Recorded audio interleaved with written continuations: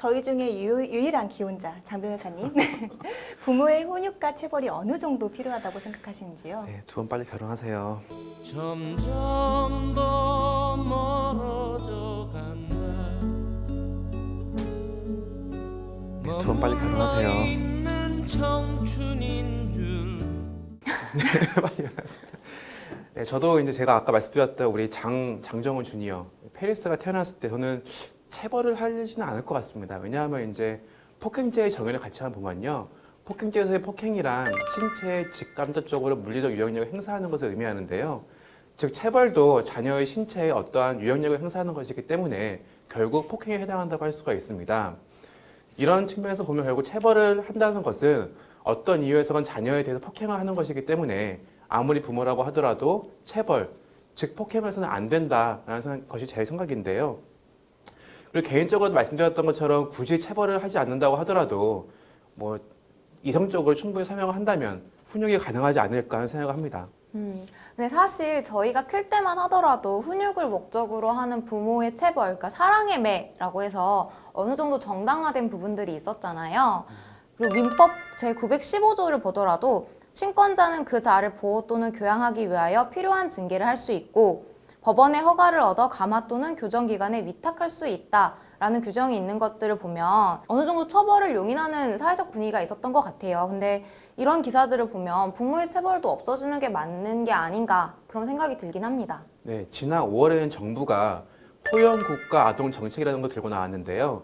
이 정책은 부모가 자녀를 징계하는 것을 금지시키는 것을 포함하고 있기 때문에 과연 이 정책이 바람직한 것인지 여부에 대해서 많은 논란이 일어나고 있는 상황입니다. 근데 저는 어느 정도의 훈육, 그러니까 사랑의 매는 좀 필요하지 않을까 싶기도 해요. 사실 저희도 그렇게 다 성장했지만 뭐 문제가 있거나 이렇진 않잖아요.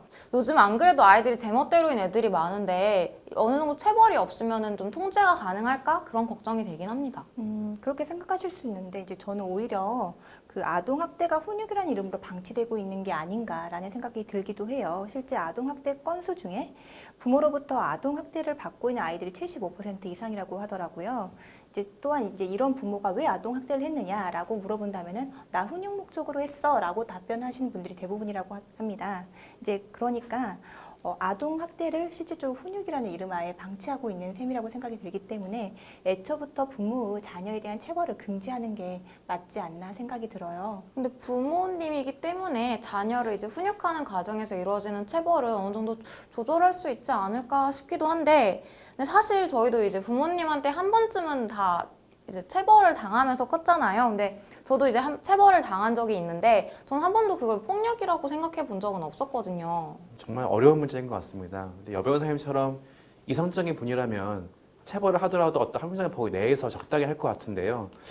저같이 약간 좀 이성이 부족한 부족한 사람 같은 경우에는 한 번 패면 죽을 때까지 패는 스타일이기 때문에 애초에 애한테 손을 대지 않는 게 좋은 것 같아요. 그래서 일반적인 사람이랑 화가 나면은 이게 좀 한 대가 두 대가 되고 두 대가 세 대가 돼서 이게 폭행이 되는 게 아닌가 하는 생각이 듭니다. 장 변호사님 화내시는 걸 본 적이 없어가지고 한번 때리시면 이제 죽을 때까지 조심하세요. 진짜 앞으로 굉장히 조심해야 돼요. 한번 네. 화내면 죽을 때까지.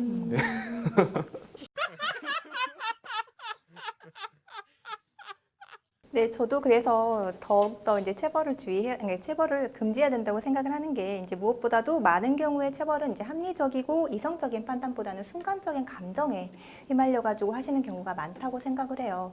또한 처음에는 뭐 객관적이고 합리적인 판단에 의해서 체벌을 가했다고 하시더라도 왜 때리다 보면은 자기도 모르게 화를 부른다고 감정에 휘말려서 더 많은 과한 체벌을 가해질 수도 있고요. 그래서 오히려 이런 감정에 섞인 체벌은 교육이 아니라 자신의 감정적인 화풀이에 불과하기 때문에 교육적인 목적도 달성할 수 없다라고 생각을 합니다. 체벌보단 아이들을 사랑으로 감싸주시는 게 어떨까요? 네, 그래서인지 요즘 세계적인 추세도 자녀 체벌을 금지하는 법안을 마련하는 국가들이 많아지고 있다라고 합니다.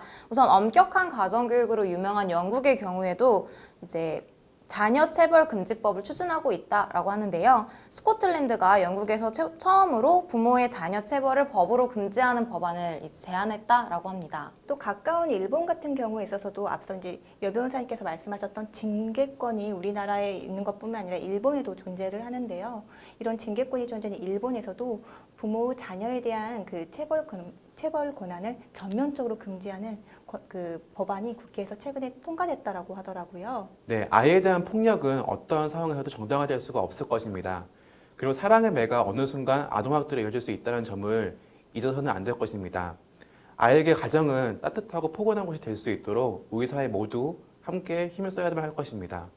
지금까지 하스타그램이었습니다.